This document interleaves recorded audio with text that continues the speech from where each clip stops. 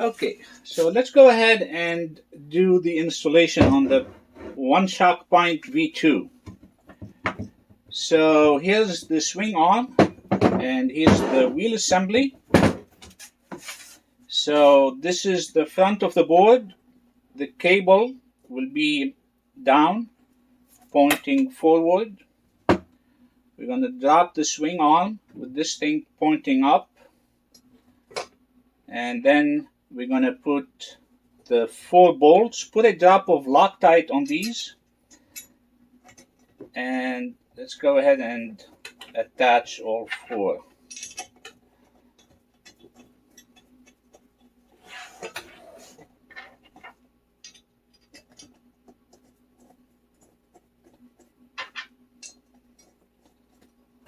Okay, so let me go ahead and tighten these. Okay, so let's give it a nice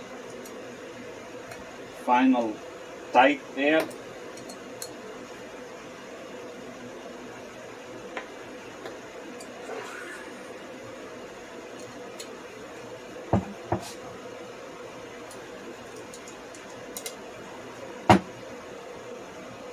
Okay, that should do. So we're done with the wheel assembly.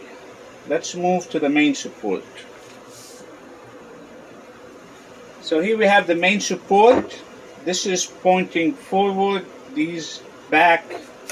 This is the left side of the rails. You have the 2 openings, so it's going to be on the left. And you're going to get something like this. You're going to put it in here.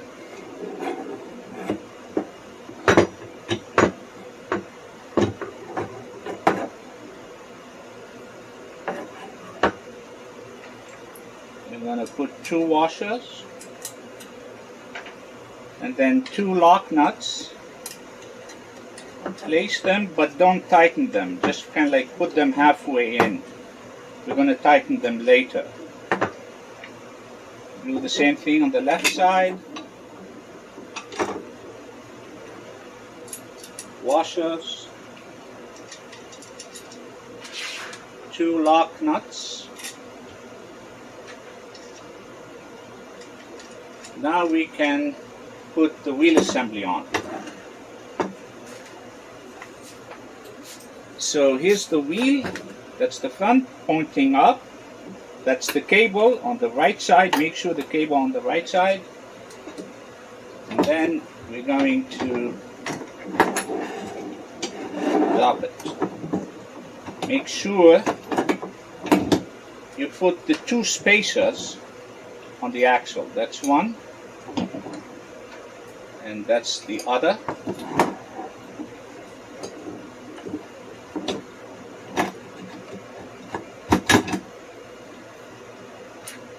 So here we have the bigger size nuts. Same thing, put them halfway in.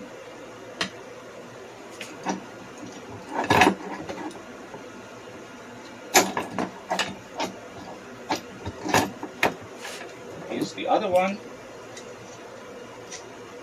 Same thing. So what we want to make sure is that this spacer, both of them, are sitting on the rail. And you may need to snap this in so it's sitting on the edge. That's the only way for this to be sitting on the rail. Okay? So now we can add the battery module. So we're going to grab this way. We're going to slide it.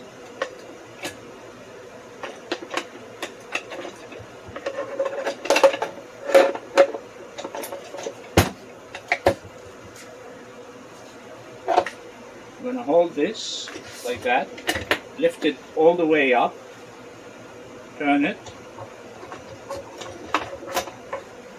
Make sure the cable is sitting under these 2 bolts. That's where it's going to be tucked in. Keep this going to the left. Bring the swing arm up. then you have the motor cable, which is going to be sitting inside.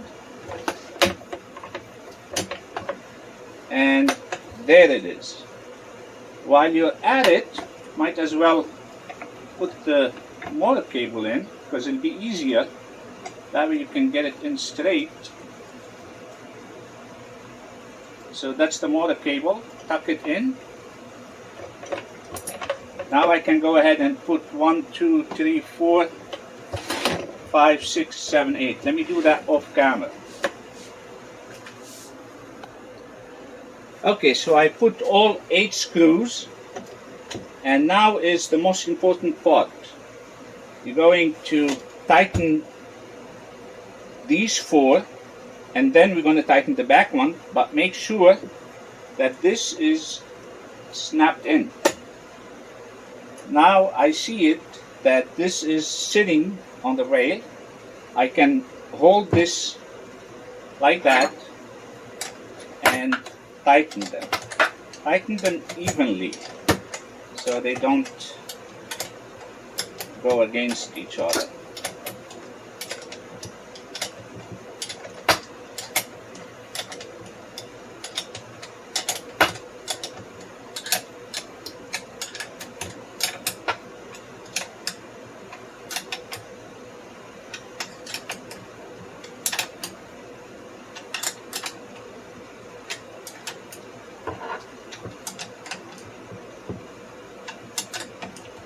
Nice and firm, no need to over tighten, but it has to be nice and strong.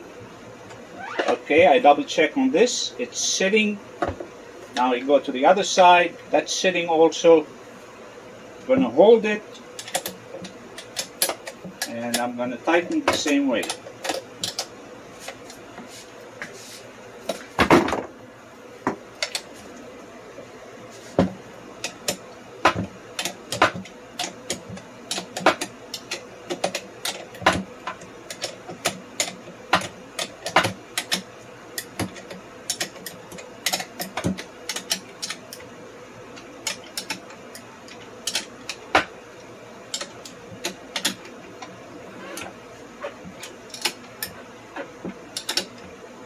Nice and firm.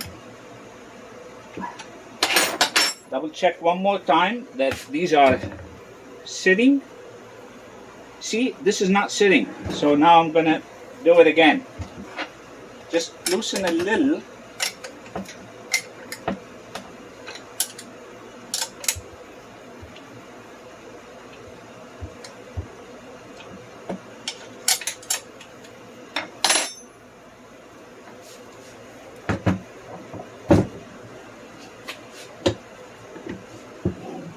Okay, now it's sitting. Now I see it sitting. Can happen. You think it's sitting and it's not. And once you tighten, that's going to stay there. There it is. So now we can go ahead and tighten these.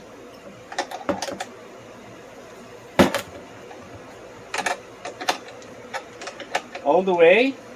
And then go back a little. These are lock nuts, so usually they don't put Loctite with lock nuts because it's plastic, so they should hold pretty good. So we are 90% done. That's the majority of the work here. So I'm going to go ahead and put the sensor pad. Okay, so I put the sensor pad. Now I can put half of the fender delete. We're going to cut the fender delete in half, and the cut is going to sit behind the main bridge there. So here's 1/2 of the fender delete. Now I can go ahead and put the back foot pad, and then the back part of the fender delete. Let me go ahead and put all screws in. Okay, so I went ahead and finished up. I put the bumpers and everything. So now we can put the shock absorber. So we're going to put it upside down. I used to put it like this, and it works fine, but in case of a rollover, this may get damaged. So now I put it upside down, so this is protected.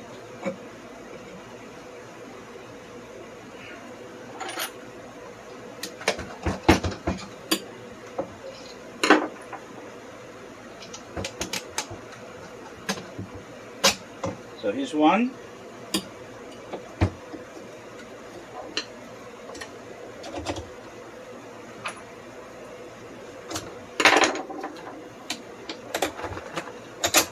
Here's two. Let me go ahead and put the other side.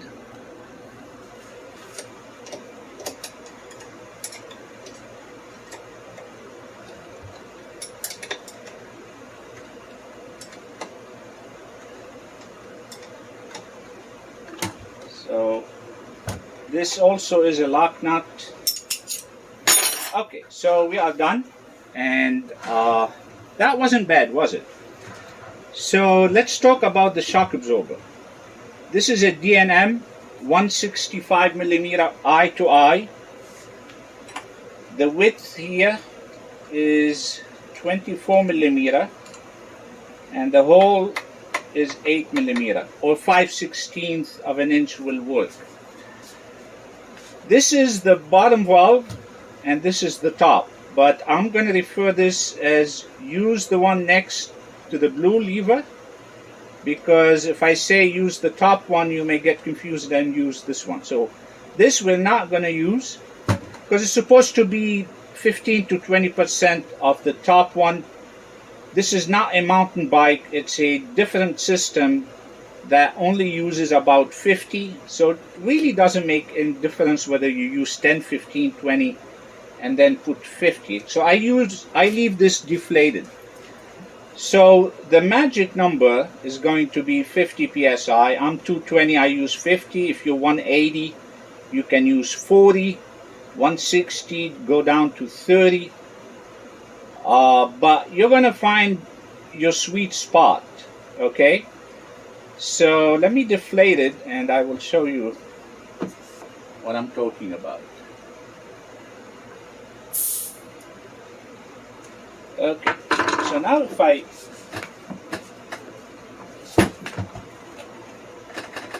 you could see, it's very soft. So let me go ahead and inflate it.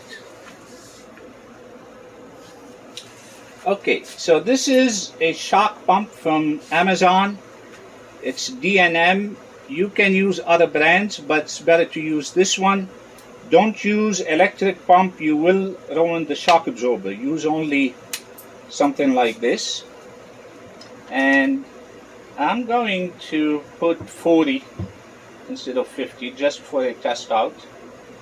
You will see that it's softer, but I prefer a little more firm, so I'll make it 50 later, but I'm just gonna put 40 for now.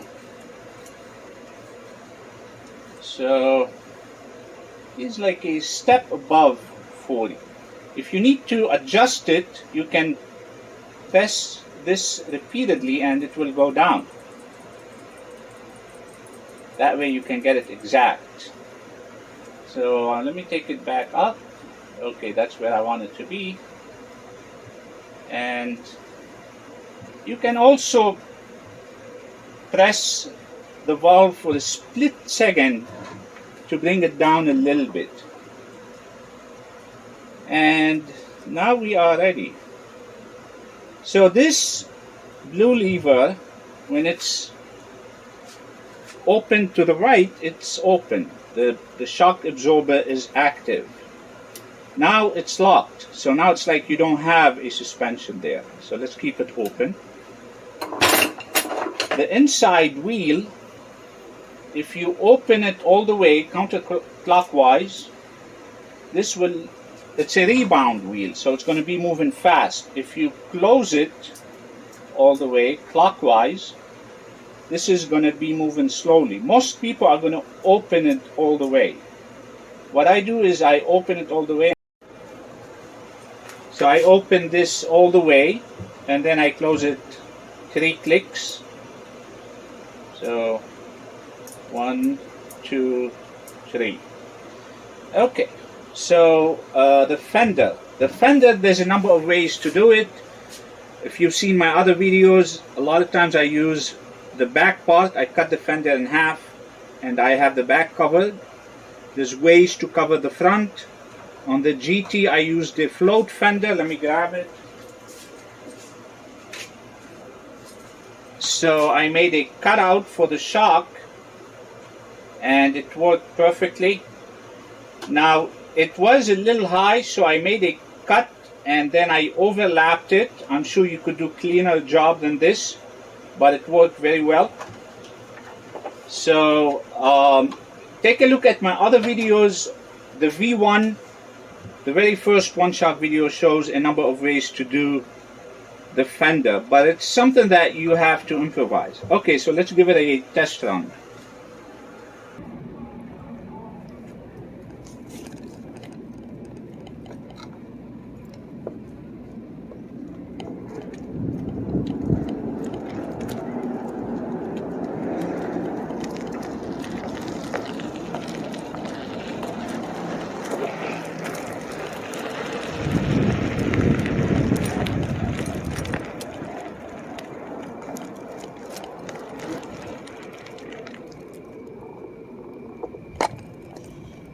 Okay, so let's lock it.